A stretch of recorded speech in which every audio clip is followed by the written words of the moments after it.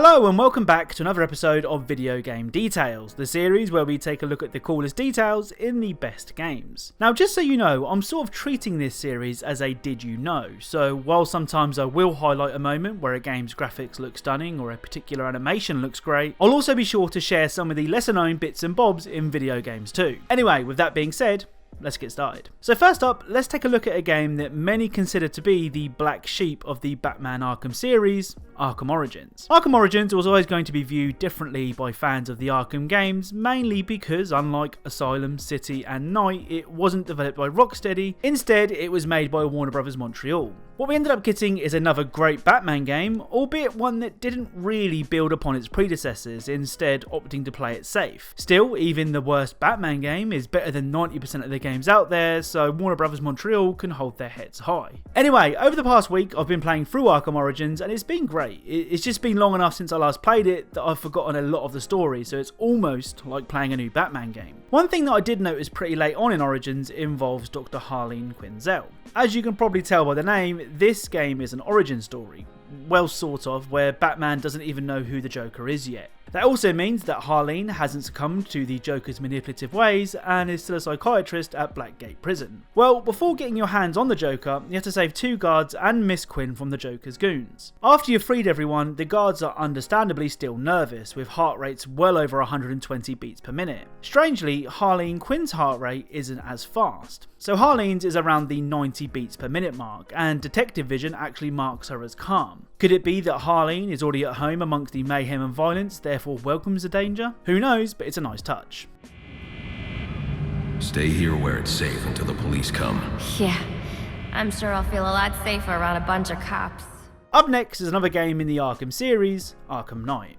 Arkham Knight was one of the first games I ever made an Easter egg video on, and with it being a comic book game, it definitely had a ton of neat references tucked away. But we're not here to talk about Easter eggs, we're here for cool details. To start things off, this next detail is one that I discovered accidentally when I first played through the game. Early on in the game, you have to take down a militia thug to try and learn the whereabouts of Scarecrow's hideout. Now, just because Batman doesn't kill, it doesn't mean he's against breaking a few bones. See Exhibit A. I know!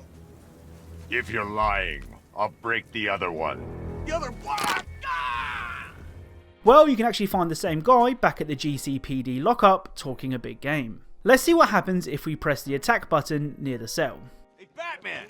I guess Scarecrow gave you the slip. You broke my wrist for nothing! He's got plans for you, Batman. You and all your friends.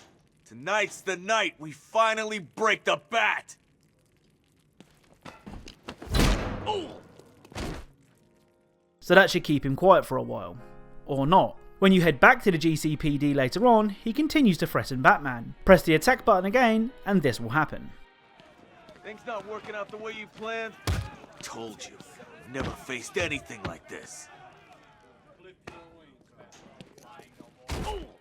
The final detail from Arkham Knight is one of the coolest in the game. During a flashback scene showing the Joker shooting Oracle, aka Barbara Gordon, in the back, the hat that the Joker is wearing actually says flashback. You know, just in case you didn't realise you were watching a flashback. Up next is a game that made me buy an Xbox 360. The original Dead Rising was one of the first games I saw and thought, okay, this is a next-gen experience. With its mall packed to the rim with the undead and hundreds of everyday items left laying around for you to take them down with, it was, and still is, one of my favourite Xbox 360 games. Dead Rising has always had a sense of humour. I mean, what other game lets you do this?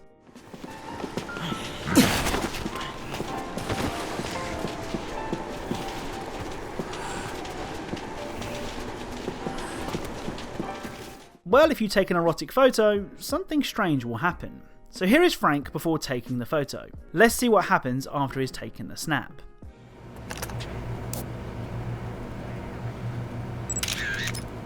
Fantastic!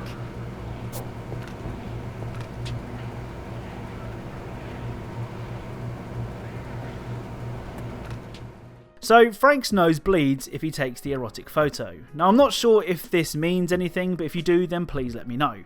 Oh, and a big shout out to Dr. J Protobum who left this suggestion in the comments of my last details video. The next Dead Rising detail continues our proud tradition that now stretches back just the one episode where we make video game characters hurt themselves. In the last episode it was Link in Breath of the Wild who had hurt his foot when opening a chest from the side. Well, in Dead Rising Frank can also hurt his foot.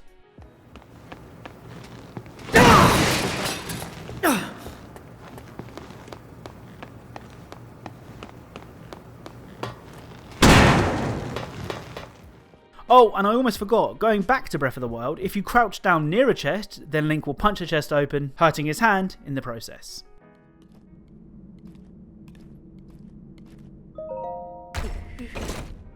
Next up is another suggestion from one of you guys. This time it was suggested by RevNasca on Twitter, so thank you to that person. Insurgency Sandstorm is a multiplayer tactical first-person shooter currently only available on PC. Viewers who have watched my channel for a while will know that when it comes to mouse and keyboard, I'm pretty bad, but the game was free to play a couple of weekends ago, so I hopped on to check out this detail.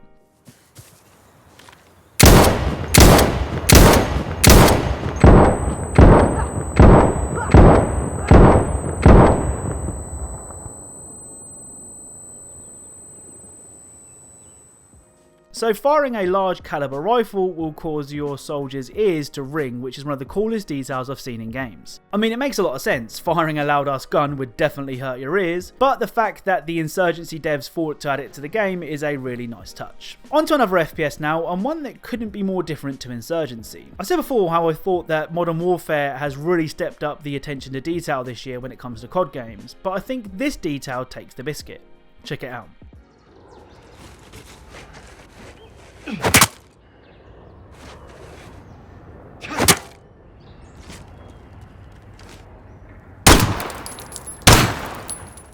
That's right, you can fold and unfold chairs. The future is now. When it comes to racing games, the Forza Horizon series is up there with the very best of all time, but it's the last place I'd expect to find this awesome secret. When driving in the snowy climates of the UK, you can sometimes spot snowmen.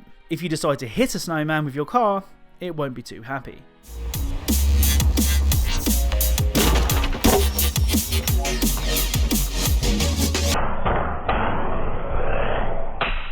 Half-Life is a game that almost everyone with the slightest interest in video games has heard of before, but I'd love to know how many of you knew of this next detail. During the tutorial mission of the very first Half-Life, you can find this security door.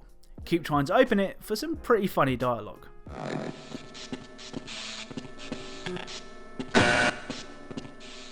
Access is denied. Unauthorized access. Illegal access. This door is locked. You will not get in. Will we do this all day? Up next is a game that I've never featured on this channel, but one that my daughter cannot stop playing.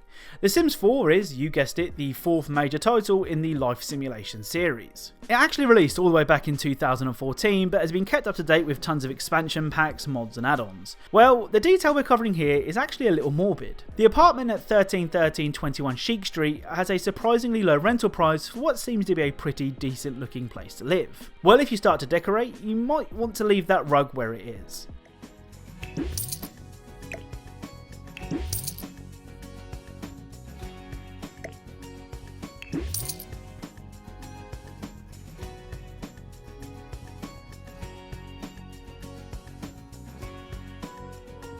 So this outline of a dead body isn't mentioned anywhere else in the game, well, as far as I could find anyway. If you guys know anything about this, then please let me know in the comments below, my daughter won't stop asking about it. The final detail in today's video is from a game that was severely overlooked at launch, mainly because EA, in all their wisdom, decided to launch it around the same time as Battlefield 1 and Call of Duty Infinite Warfare. But over the years, and since Apex Legends released, it has started to garner a bit more recognition. A lot of praise has been directed at the game's single player campaign, which sees you take on the role of Jack Cooper, a rifleman for the militia who aspires to become a pilot. One of the most memorable levels in the campaign allows you to jump between the past and present, allowing for simple puzzle solving and cool set pieces. Something that I bet a lot of you didn't notice is that when you kill someone in the past, their decomposed and now rotten bodies can now be found in the present.